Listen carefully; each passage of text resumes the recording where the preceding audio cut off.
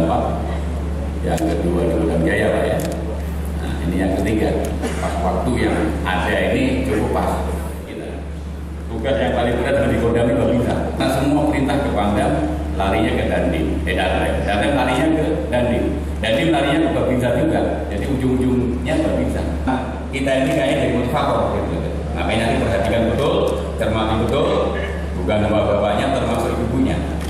Sehingga kalau pulang ibunya bisa menyemangati bapaknya.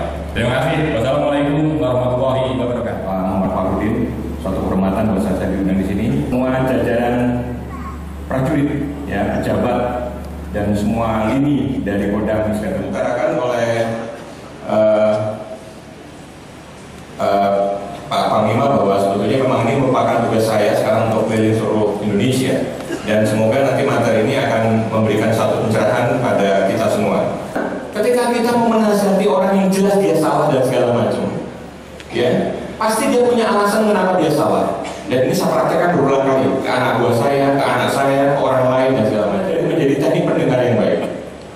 Jadi pertama kali saya belajar teknik komunikasi, ternyata yang dilatih pada diri saya itu adalah latihan mendengarkannya. Berikutnya, ini yang penting, bahwa situasi kita senasib dan tunjukkan apa yang kita lakukan dalam situasi itu dan tanyakan pendapatnya. Misalnya, pertama Pak, panjang nih materi pertama ya.